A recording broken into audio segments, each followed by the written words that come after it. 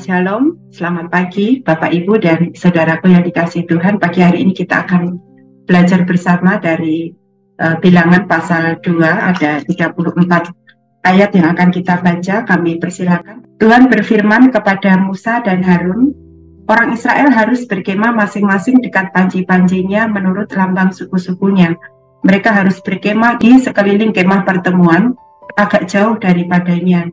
Yang berkemah di sebelah timur dekat panji-panjinya ialah Laskar Yehuda, menurut pasukan-pasukan mereka. Pemimpin Bani Yehuda ialah Nahason bin Aminadab. Pasukannya terdiri dari 74.600 orang yang dicatat. Yang berkemah di dekatnya ialah suku Isakar. Pemimpin Bani Isakar ialah Netaneel bin Suar. Pasukannya terdiri dari 54.400 orang yang dicatat. Kemudian suku Zebulon, pemimpin Bani Zebulon ialah Eliab bin Hilon. Pasukannya terdiri dari 57.400 orang yang dicatat.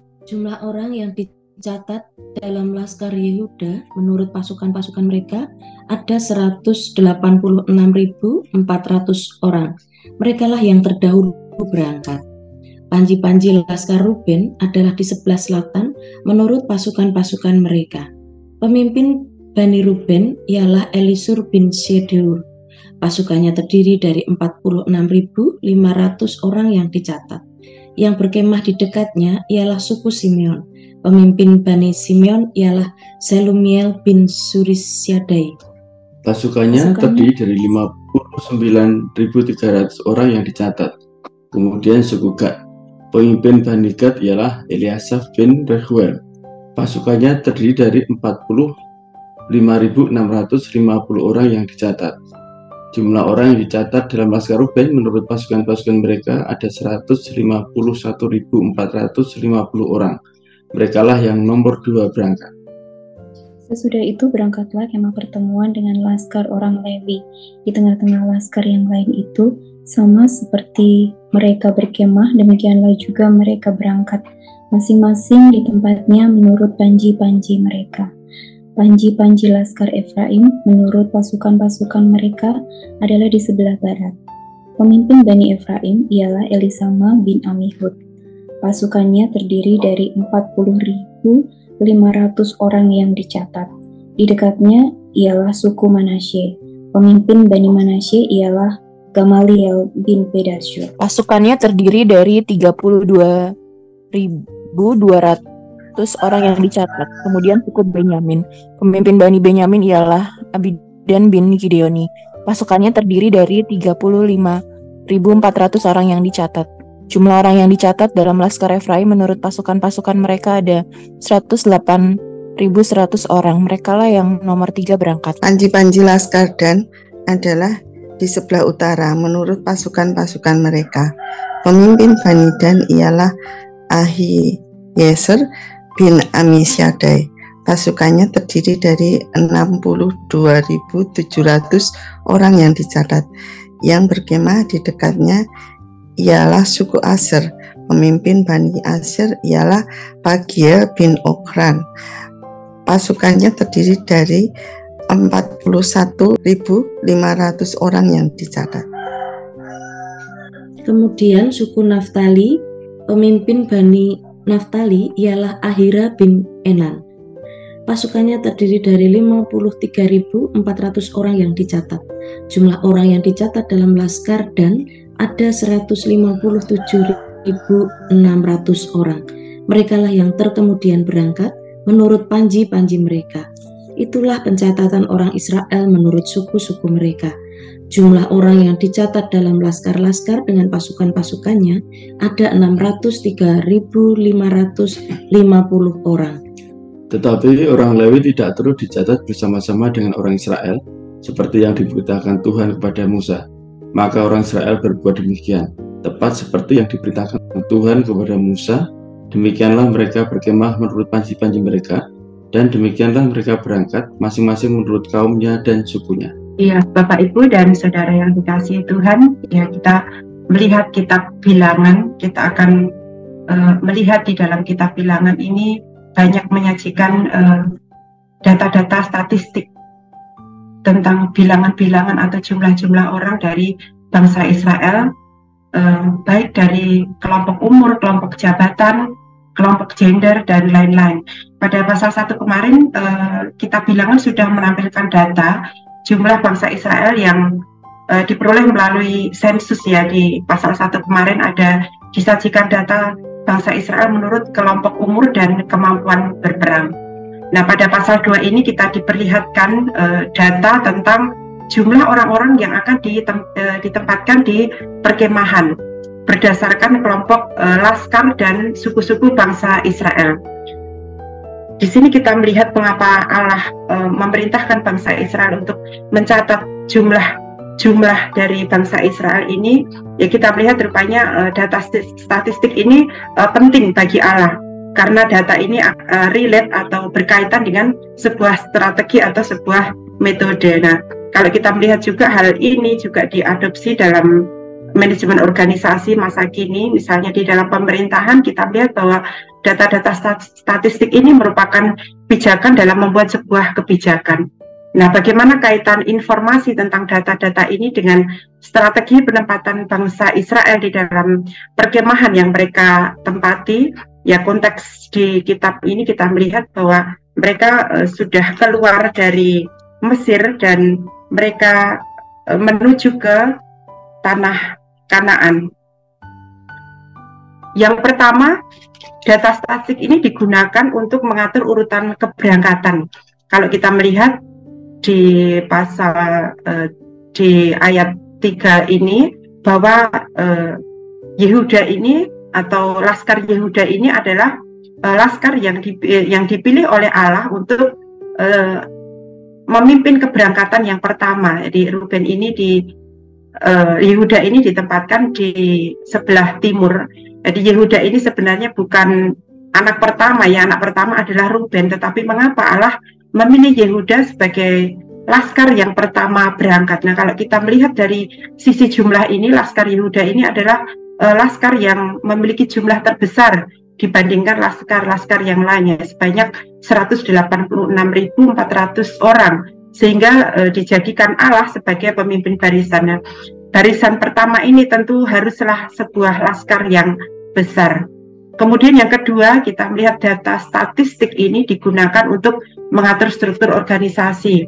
Kita melihat di pasal 2 ini, Allah membagi bangsa Israel ini ke dalam 4 laskar, yaitu laskar Yehuda, laskar Ruben, laskar Efraim, dan laskar Dan. Di setiap laskar terdapat suku-suku yang akan dipimpin oleh pemimpin laskar.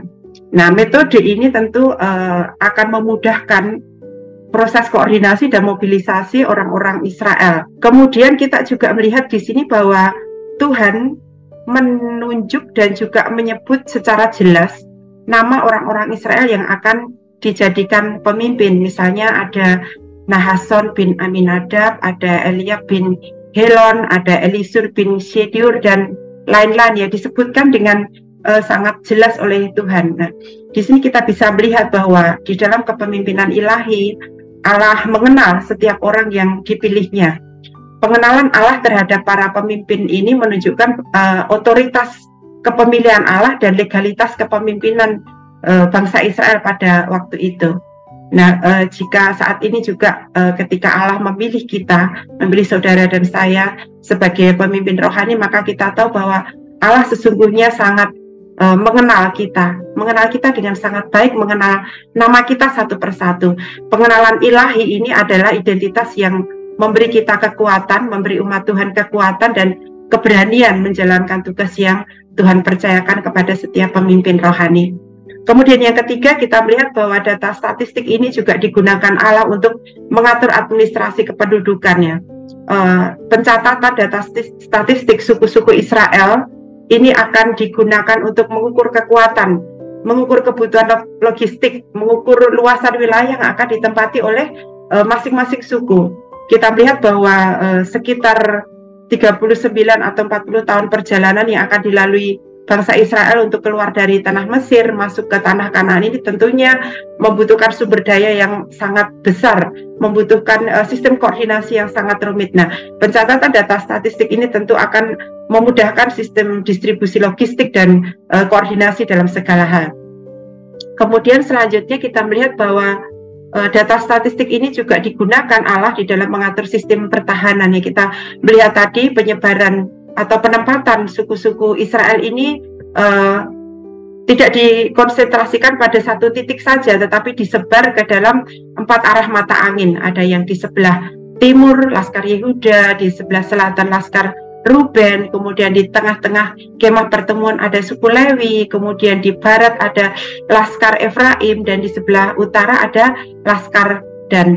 Nah, kita melihat bahwa penempatan secara melingkar ini atau penempatan di keempat arah mata angin ini tentunya untuk mengantisipasi serangan dari bangsa lain dari segala hal. Nah, kita melihat bahwa perjalanan bangsa Israel ini akan menghadapi bangsa-bangsa lain yang berpotensi terhadap terjadinya serangan. Oleh karena itu, sistem pertahanan yang telah Tuhan atur ini adalah untuk tentunya bisa untuk mengantisipasi serangan musuh atau dari bangsa-bangsa lain. Kemudian ada satu hal yang unik di sini, jika suku-suku lain dihitung secara detail jumlahnya, ada suku Lewi ini yang tidak tersedia data jumlahnya berapa, dan kita lihat bahwa ini memang sudah ketetapan Tuhan untuk suku Lewi ini tidak dihitung ya oleh Tuhan. Dan kemudian kita melihat juga penempatannya, suku Lewi ini ada di tengah, ya. Mereka sebagai pelayan ibadah, mereka ditempatkan di tengah-tengah di tempat kemah pertemuan dan dikelilingi oleh suku-suku lain. Kita melihat bahwa kemah pertemuan ini menjadi pusatnya sehingga bisa dijangkau oleh semua suku Israel. Penempatan kemah suci di tengah-tengah suku Israel ini menunjukkan bahwa Allah adalah sebagai pusat penyembahan bangsa Israel. Allah adalah sumber perlindungan, dan Allah sebagai pemimpin perjalanan mereka menuju tanah perjanjian. Kemudian pada bagian akhir, ya di ayat 34 kita melihat bahwa bangsa Israel menaati seluruh perintah Tuhan, tepat seperti apa yang dikatakan Tuhan. Dan kita melihat pada ayat 1 bahwa pembagian tempat ini adalah sekitar tahun kedua ya setelah bangsa Israel keluar dari Mesir. Nah, ini menunjukkan bahwa mungkin mereka masih ada di dalam euforia ya, kelepasan dari penindasan bangsa Mesir. Mereka masih ada di dalam kasih mula-mula, sehingga kita melihat ada sebuah ketaatan yang mutlak dalam bangsa Israel dalam mentaati setiap perintah atau perkataan Allah. Tetapi dalam perjalanan nanti kita melihat bagaimana perjalanan iman mereka menghadapi banyak ujian, dan seringkali mereka juga jatuh bangun di dalam ketaatan dan kesetiaan mereka. Nah, ini menjadi gambaran juga dalam perjalanan iman kita, bahwa pada awal kita percaya, mungkin kita masih semangat, kita masih setia mengikuti Tuhan, kita masih berapi-api melayani Tuhan. Nah, bagaimana dengan kondisi kita saat ini? Ketika kesetiaan itu ya kadang diuji oleh berbagai hal. Apakah kita masih taat, kita masih setia seperti mula-mula kita mengenal kasih Tuhan. Nah, belajar dari bangsa Israel ini, kiranya kita tetap setia, kita tetap taat dalam mengiring akan Tuhan Yesus, kita tetap setia melayani Tuhan, sehingga kita juga boleh mengalami berkat-berkat ilahi dalam sepanjang perjalanan hidup kita sampai pada keselamatan itu sempurna ya Tuhan nyatakan dalam hidup kita tinggal bersama Allah di Yerusalem baru. Nah, dari firman Tuhan yang kita pelajari malam hari ini, kita bisa melihat bahwa Allah di dalam mencapai tujuannya, Allah membuat berbagai strategi, sebuah metode-metode untuk mencapai tujuan keselamatan bagi umatnya, bagi hidup kita. Nah, tugas umat Allah, tugas kita adalah taat dan setia terhadap setiap perkataan Allah. Apa aplikasi yang bisa kita ambil dari firman Tuhan yang kita pelajari pada pagi hari ini? Yang pertama, apakah saudara dan saya sudah bersyukur dan menyadari bahwa Allah memiliki rencana yang indah pada setiap hidup kita? Dan yang kedua, apakah saudara dan saya bersedia hidup taat, bersedia untuk tetap setia dan menggenapi setiap rencana Allah di dalam kehidupan kita, di dalam kehidupan saudara dan saya. Demikian firman Tuhan pada pagi hari ini, kiranya boleh memberkati kita semua. Amin. Terima kasih untuk firman-Nya. Biarlah kita berkomitmen untuk terus menjadi orang yang taat kepada Tuhan dan bersyukur atas setiap rencana Tuhan.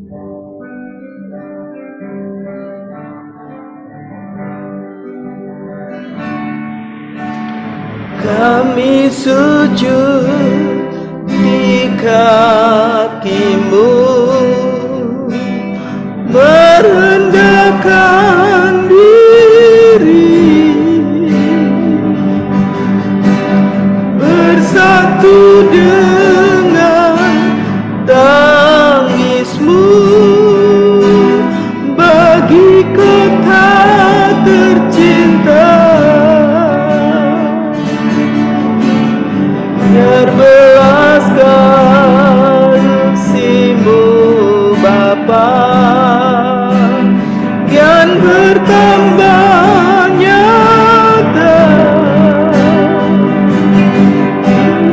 disucikan atas kami, lawatlah umat-Mu. Ampuni ya Tuhan, ampunilah, selamatkanlah, pulihkanlah kota tercinta, sinari dengan terang kasih-Mu, dengar doa kami sujud. Kami sujud di kaki-Mu, merendahkan diri, bersatu dengan tangis-Mu bagi kota tercinta. Biar belas kasih-Mu nyata, yang bertambah nyata, dicurahkan atas kami, rawatlah umat-Mu. Katakan, ampunilah ya Tuhan, ampunilah, selamatkanlah, ikanlah kota tercinta, sinari dengan terang kasih-Mu, dengar doa kami. Ampunilah ya Tuhan, ampunilah, selamatkanlah, pulihkanlah negeri tercinta, negeri tercinta, sinari dengan terang kasih-Mu, dengar doa kami, dengar doa kami, dengar doa kami, dengar doa kami, dengar doa kami. Haleluya.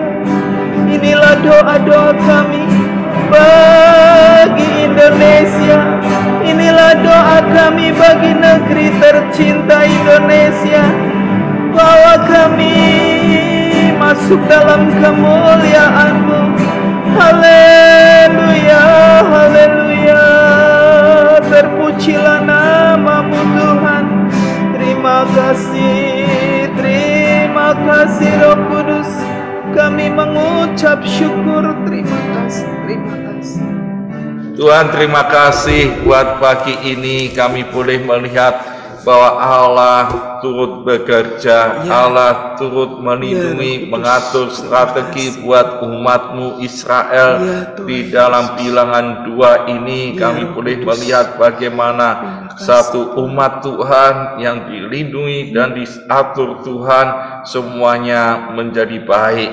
Tuhan terus sertai kami, Tuhan berkati semuanya dengan berlimpah-limpah, supaya semua menjadi berkat melalui keluarga, pekerjaan, profesi, pelayanan, studi, dan nama Tuhan dipermuliakan lewat hidup kami masing-masing. Tuhan lindungi kami supaya semuanya sehat tanpa kesakitan, hidup memuliakan Tuhan tanpa dosa, dan terus mengucap syukur buat segala yang baik dari Tuhan. Terima kasih Tuhan, terima kasih. Di dalam nama Tuhan Yesus kami sudah berdoa dan mengucap syukur.